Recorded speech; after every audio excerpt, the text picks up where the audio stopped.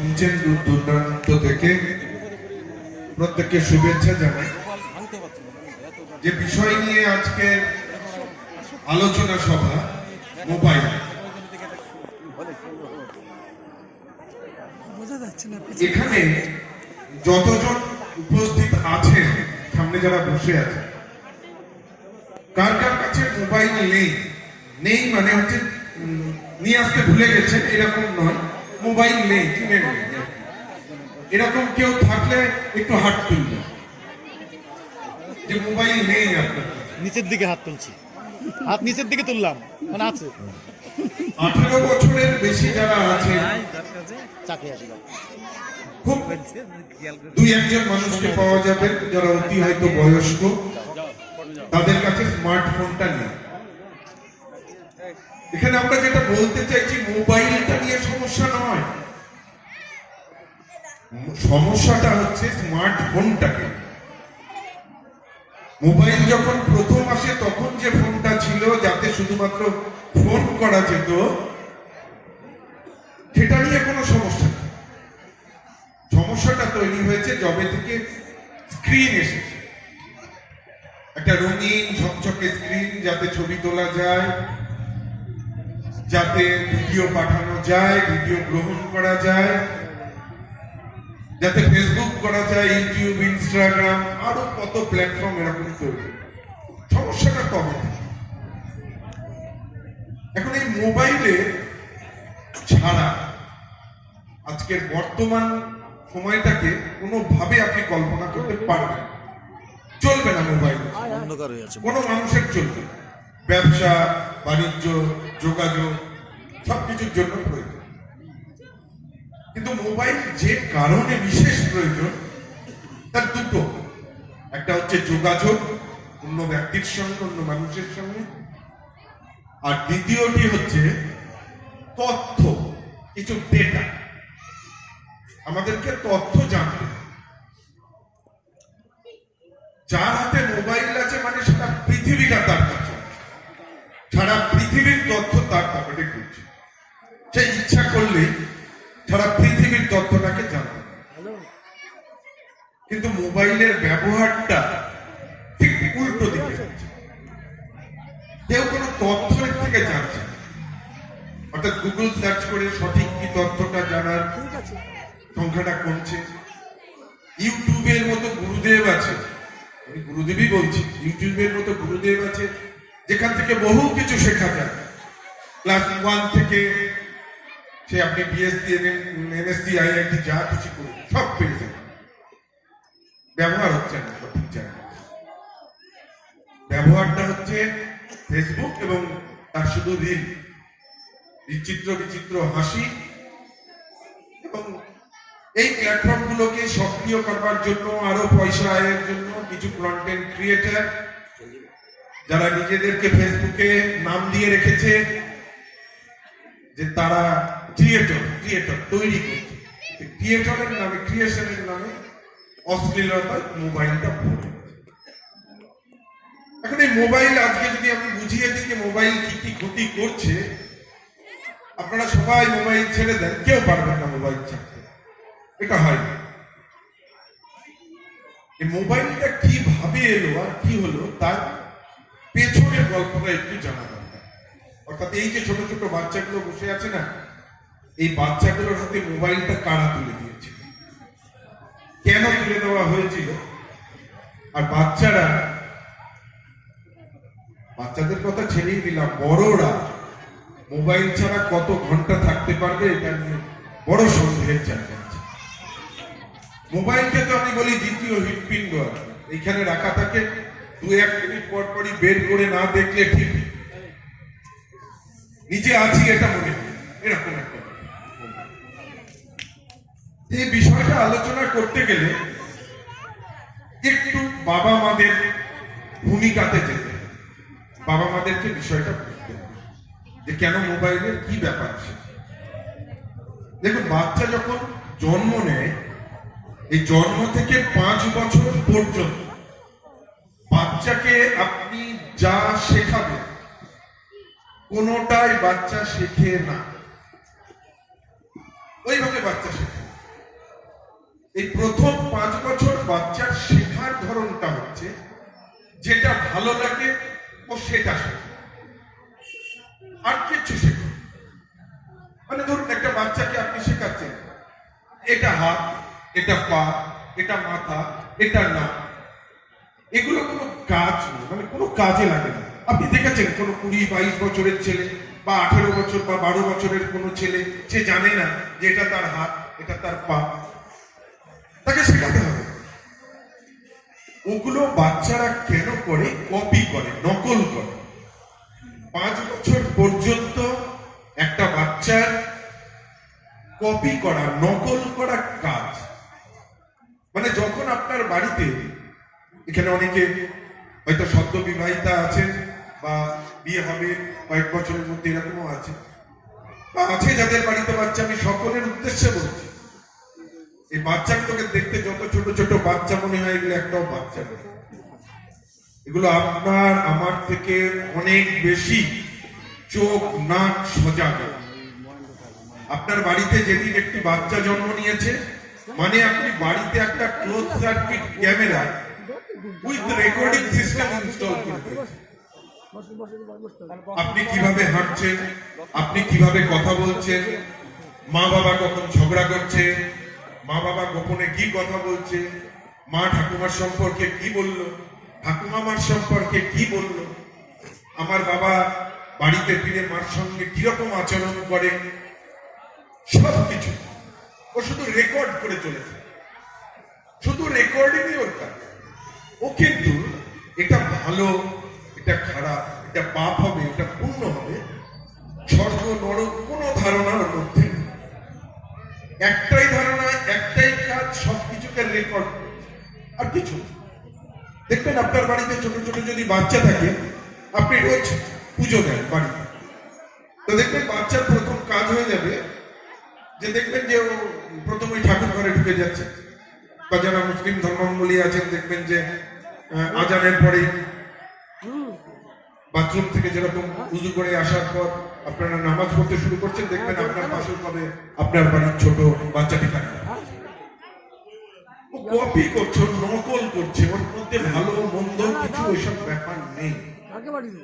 ফলে সাবধান, যাদের বাড়িতে 5 বছরের নিচে বাচ্চা আছে, সেই সমস্ত অভিভাবকরা সাবধান হন যে আপনার বাড়িতে close circuit camera with recording system, audio recorder পর্যন্ত তার মধ্যে আছে।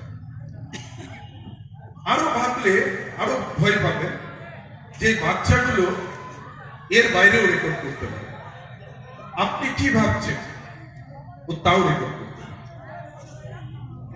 একটা বাচ্চা ঠিক বুঝে যায় তার বাবা কিরকম মানুষ, মা কিরকম।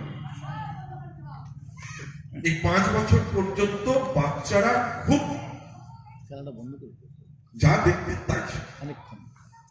এখন আপনার বাড়িতে যেটা সব থেকে বড় ঘর বা খুব গ্রহণযোগ্য ঘর, যেখানে মানুষ আসলে আপনি বসান, আমাদের মতো মধ্যবিত্ত বাড়িতে গেলে দেখবেন সব বাড়িতে ওখানে একটা বড় করে টিভি লাগানো। টিভি, মা টিভি দেখছেন, সিরিয়াল দেখছেন, সময় সময় ফোন দেখছেন। বাচ্চার কাছে ওটাই কপি হচ্ছে। বাচ্চা ভাবছে এটাই আদর্শ জীবন, মোবাইলটা দেখা, টিভিটা দেখা। আর রাত্রেবেলায় বাবা বাড়ি ফেরার পর মার সঙ্গে যেরকম ব্যবহার করে, সেই ব্যবহারটা তার মস্তিষ্কে যদি মেয়ে হয়, শিশু মেয়ে হয়, তাহলে সে বুঝে নেয় যে তার ভবিষ্যতে যে স্বামী হবে তার কাছ থেকে ওই আচরণটাই তার কাম্য। আর যদি পুরুষ হয় তাহলে বুঝে নেয় যে বাবা যে আচরণ করছে, এই আচরণটাই আমাকে পরবর্তীতে আমার স্ত্রীর সঙ্গে করতে হবে। তার অজান্তে তার মস্তিষ্কের মধ্যে এটা টেপ রেকর্ডারের মতো রেকর্ডে। এরপরে বড় হয়ে যাওয়ার পর আপনি এটাকে পরিবর্তন করা এক কষ্ট শ্রেয় কাজ, কিছু ক্ষেত্রে প্রায় অসম্ভব, পারা যাবে না, আপনি শত চেষ্টা করলেও পারবেন।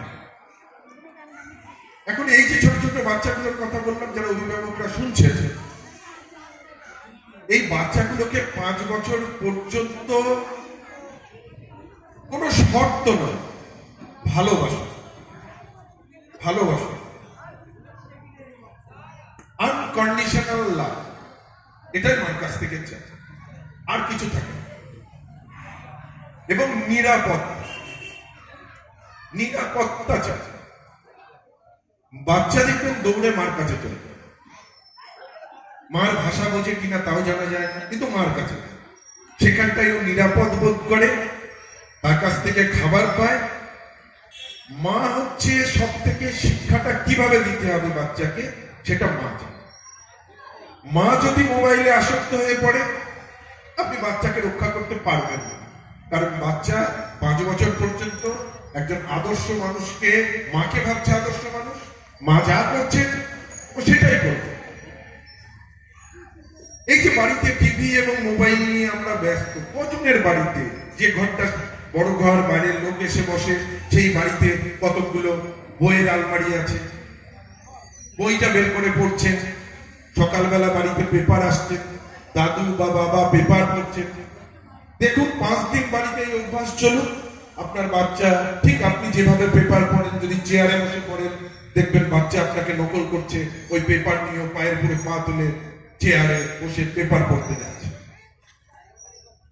আপনি বাড়ির পরিবেশ যেভাবে তৈরি করে দেবেন 5 বছর পর্যন্ত, বাচ্চা একদম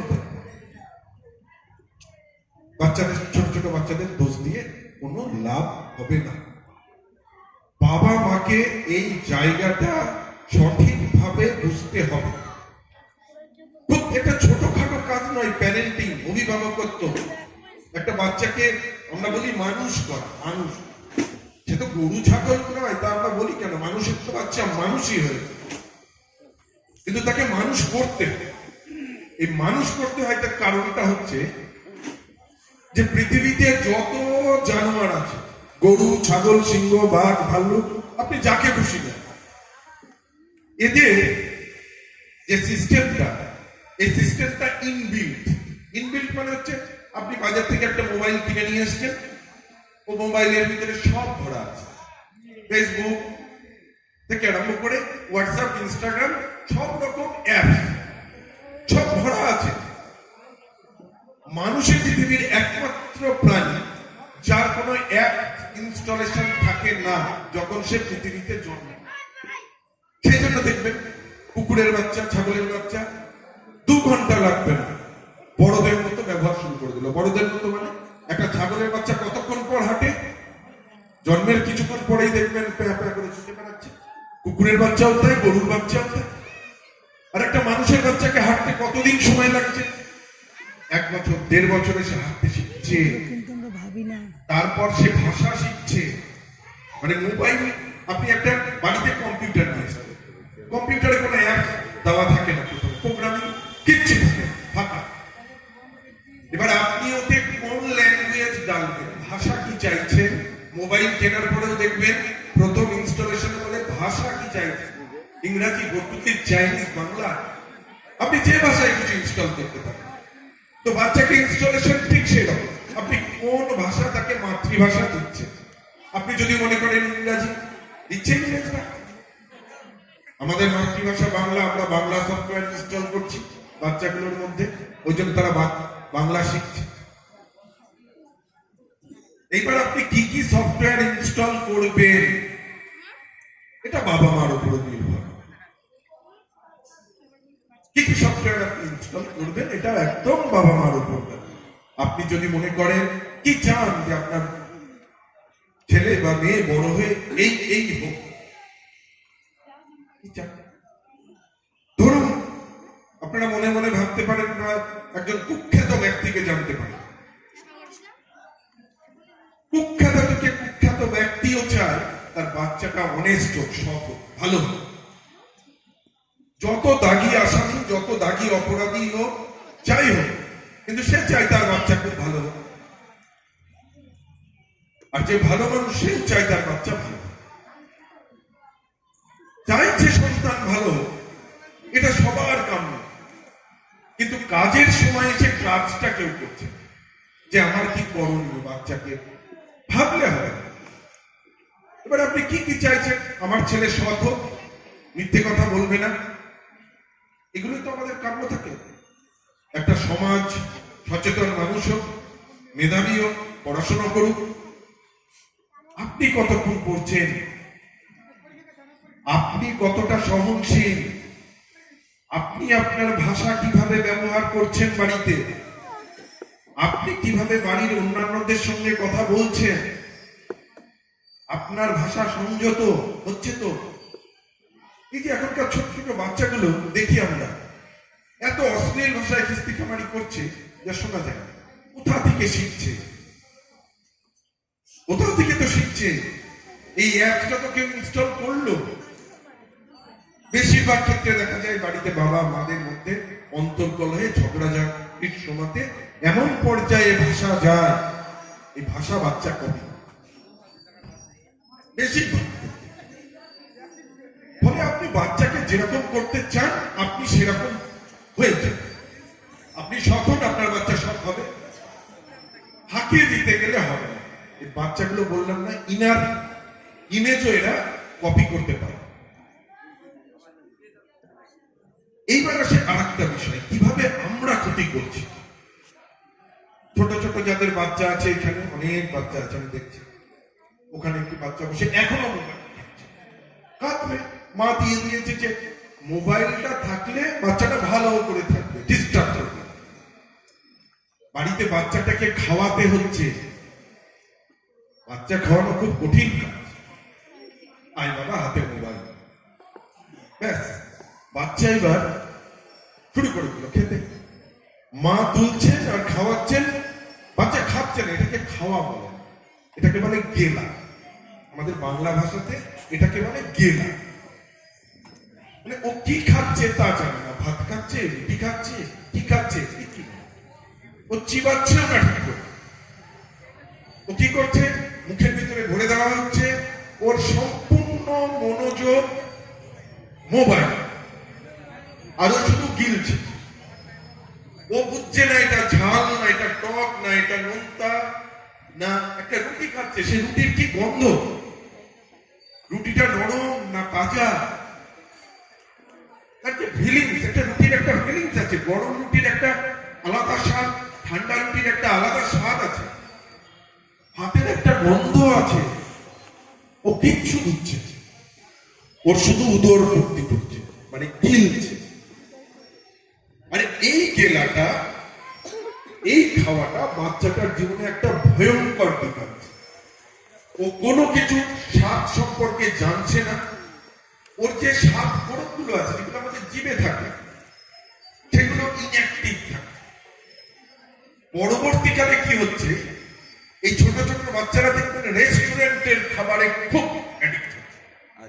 কারণটাই, কারণ ওদের টেস্ট বার্ড যেগুলোকে আমরা স্বাদ করুক বলি, সেগুলো আমরা বাড়িতে উদ্দীপিত করতে পারি।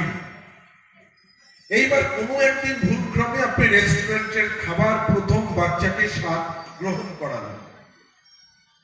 রেস্টুরেন্টের খাবার মানে আজিনামোটো দিয়ে থাকে। আজিনামোটো এক ধরনের রাসায়নিক পদার্থ যা আমাদের স্বাদ কোরকগুলোকে উদ্দীপ্ত করে। রেস্টুরেন্টের খাবার গরম গরম খাবেন, আপনি যা খাবেন সব ভালো লাগবে। কেন ভালো লাগবে? ওই আজিনামোটো আপনার স্বাদ কোরকগুলোকে উজ্জীবিত করে দেয়, দারুণ টেস্ট নেয়। আবার ঠান্ডা হয়ে গেলে রেস্টুরেন্টের খাবার খাবেন, আপনি দেখবেন গিলতে পারছেন। আজিনামোটো। বাচ্চারা এই জন্য ফাস্ট ফুডে অ্যাডিক্ট হয়ে যাচ্ছে, কারণ ছোটবেলা থেকে তার স্বাদ কোরকগুলোকে কেউ, বাড়ির বাবা মার যে দায়িত্বটা ছিল, স্বাদ কোরকগুলো জীবের তৈরি করে, তারপর সে ফাস্ট ফুডে পাচ্ছে সেটা। ওখানে একটা রাসায়নিক পদার্থ দেওয়া আছে, তাতে স্বাদ কোরকগুলো উজ্জীবিত হচ্ছে, ওষুধের মতো কাজ করছে, টেস্ট পাচ্ছে, খাচ্ছে। আর এই যে মোবাইল যেটাকে খাওয়ানো হচ্ছে মোবাইল দেখিয়ে, এটা যে কি ভয়ঙ্কর ব্যাপার। একজনের গলা দিয়ে নেমে যাচ্ছে, আপনি ভেবে দেখুন। আপনি আমি যখন অসুস্থ হয়ে বিছানায় পড়ে থাকি, ডাক্তার আমি আপনি খেতে পারি না বলে স্যালাইন দিয়ে দেয় আমাদের জীবনী শক্তিটাকে টিকিয়ে রাখার জন্য। ঠিক একই কাজ করা হচ্ছে। বাচ্চাটার যে খাবারটা যাবে, লালা রস ক্ষরণ হবে, তার স্বাদ বুঝবে, হজম হবে, পাচন শক্তি হবে, তারপরে তার মল ত্যাগ হবে। ছোট ছোট বাচ্চারা কনস্টিটিউশনের শিকার। একদিন পটি করার পর 5 দিন পটি করছে না, ডাক্তারদের সামনে বাচ্চাদেরকে নিয়ে লাইন। ছোট ছোট বাচ্চাদের সব চোখে চশমা। এটা মা তৈরি করছে, বাবা তৈরি করছে বাড়ি থেকে। প্রথম এই অ্যাডিকশনটা তারা তৈরি করে দিচ্ছে।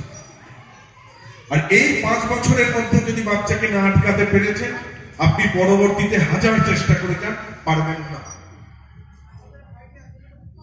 স্ক্রিন টাইম, আপনার বাচ্চা কতক্ষণ মোবাইলে চোখ রাখছে, কতক্ষণ টিভিতে চোখ রাখছে, আপনি কতক্ষণ টিভিতে চোখ রাখছেন, এটাকে আমরা স্ক্রিন টাইম বলি। স্ক্রিন টাইম সারা পৃথিবীব্যাপী এটার একটা সার্ভে হয়েছিল। তাতে দেখা যাচ্ছে সারা পৃথিবীর মধ্যে বাংলাদেশ এর মানুষ সব থেকে বেশি মোবাইল এবং টিভিতে বেশিক্ষণ থাকে। তারপরের পরিসংখ্যান হচ্ছে ভারতবর্ষ, তৃতীয় স্থানে পাকিস্তান। অর্থাৎ এই 3 দেশের মানুষ মোবাইল এবং টিভিতে সব থেকে বেশিক্ষণ থাকে অন্যান্য দেশে। মোবাইল থেকে দূরে সরতে হলে মোবাইলকে একটা নির্দিষ্ট সময় ব্যবহার করুন, টিভিটা একটা নির্দিষ্ট সময় করুন বাড়িতে দেখা। ধরুন রাত্রি 8টায় যারা বাবা আছেন তারা বাড়ি ফিরলেন, বাড়ি ফিরে একটা টাইম রুটিন ঠিক করুন যে আমাদের বাড়িতে রাত্রি 9টা থেকে 10টা পর্যন্ত টিভি দেখা হবে, এবং টিভিটা একটা নির্দিষ্ট ঘরে থাকবে, খাবার ঘরে না। যার টিভি দেখার প্রয়োজন মনে হবে সে সেই সময় সেই ঘরে নির্দিষ্ট জায়গায় গিয়ে টিভিটা দেখবে। আচ্ছা, সবার বাড়িতে তো বাথরুম আছে, তো বাথরুমটা একটা নির্দিষ্ট কাজের জন্য নির্দিষ্ট জায়গায় গিয়ে আমরা করি। টিভিটার জন্য ঠিক সেরকম একটা নির্দিষ্ট জায়গা আপনাকে করতে হবে, নির্দিষ্ট একটা সময় করতে হবে। একদম আমি সামনের ঘরে রেখে দিলাম, দিন নেই রাত নেই, যখন যেটা খুশি হচ্ছে চলছে, যেন বাড়ির মূল এন্টারটেনমেন্ট টিভিতে। আপনি বাচ্চাগুলোকে ঠেকাতে পারবেন না।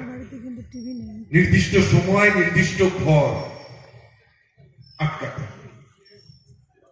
বাড়িতে আপনাকে স্বামী স্ত্রীকে মিলে বসে এই পরিকল্পনা করতে হবে যে কি করে আমাদের বাড়ির একটা ডিসিপ্লিন, একটা টাইমিং সেট করবে। এরপরে আসে মোবাইল। কতক্ষণ আমরা দেখব, যতবার ফোন আসবে ফোন ধরবেন।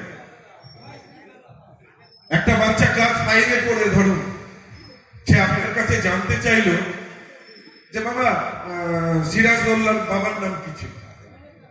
আপনি জানেন না, আপনি বাচ্চাটাকে কাছে নেন, গুগল খুলুন, সিরাজউদ্দৌলার বাবার নাম আপনি সার্চ করুন, জানুন, বাচ্চাটাকে জানুন যে মোবাইলের ব্যবহার এইটা। তথ্য জানার জন্য মোবাইলের ব্যবহার।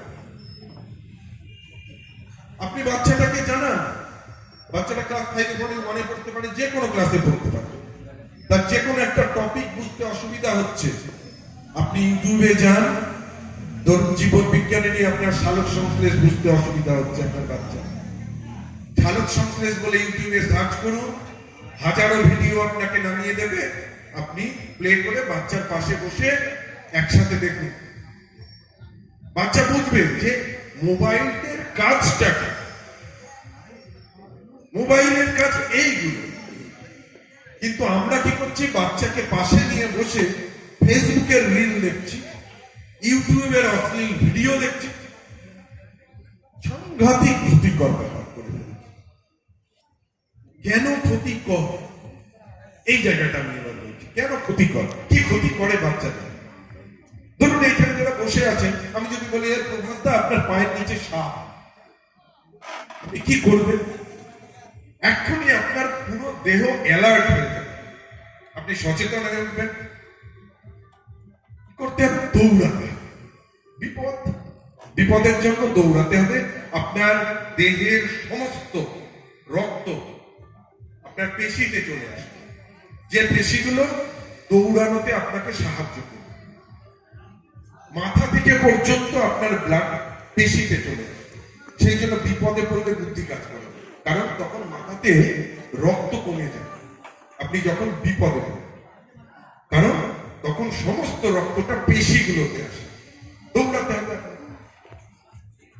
তো এই বাচ্চাগুলোকে যখন আপনি ট্রেস দিচ্ছেন, বাড়িতে ভয় দেখাচ্ছেন, বাড়িতে বাবা মার মধ্যে চরম ঝগড়া চূড়ান্ত পর্যায়ে, বাচ্চাগুলো সব বসে আছে, এটা বাচ্চাদের যে কি মানসিক পীড়না দেয়, কতটা ক্ষতি করে অকল্পনীয়। বাচ্চাকে আপনি ধমকাচ্ছেন, এবার যদি ফার্স্ট না হয়েছিস, কি শাসানো।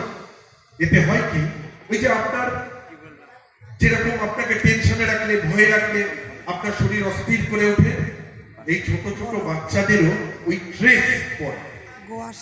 কিন্তু এদের যেহেতু ব্রেনটা ডেভেলপ হয়নি, মস্তিষ্কটা তৈরি হয়নি তখন, ফলে মস্তিষ্ক থেকে এদের রক্ত নেমে গেলে এদের মস্তিষ্কের যে গঠন সেটা নষ্ট। আপনি ভয় পেলাম, আমার মস্তিষ্ক থেকে 2 মিনিটের জন্য রক্ত নেমে এলো, ক্ষতি করবে না খুব একটা, করে না। কিন্তু একটা বাচ্চা যার বয়স 10 বছরের নিচে, তাকে আপনি এরকম একটা ভয়ার্থ জায়গায় ফেললেন, তার ব্রেন, তার মস্তিষ্ক ডেভেলপমেন্ট হতে পারবে ক্ষতিগ্রস্ত। সেই জন্য দেখবেন যে সমস্ত বাড়িতে বাবা মার মধ্যে সম্পর্ক ভালো না, বাড়িতে অত্যাধিক চিৎকার চেঁচামেচি, মারধর, এরকম একটা পরিবেশের মধ্যে দিয়ে বাচ্চারা যায়, সেই বাচ্চারা দুরকম হতে পারে। এক দেখবেন সাপ্রেসড হয়ে যায়, কথা বলতে চায় না, সবসময় একটা ভয়ার্থ শোকার্ত অবস্থায় থাকে, আর না হলে সেই বাচ্চাগুলো অ্যারোগেন্ট হয়ে যায়, কাউকে মানে না। পরিবেশ থেকে শিখছে, সফটওয়্যার আপনি ইনস্টল করছেন, আমি ইনস্টল করছি। এই 5 বছর পর্যন্ত খুব ভয়ানক। বাবা মা যারা শুনছেন, তারা দয়া করে অনুরোধ করে বলছি যে সতর্ক হন, না হলে ভবিষ্যৎ খুব খারাপ আসবে। এরপর আর একটা স্টেজ আসে, এই 5-7 বছরের পর থেকে স্টেজটা চলে, মোটামুটি 12, 13, 14 এরকম বছর পর্যন্ত এই সময়টা চলে বাচ্চাদের। এই সময়টাতে বাচ্চাদের আত্মসম্মান চূড়ান্ত।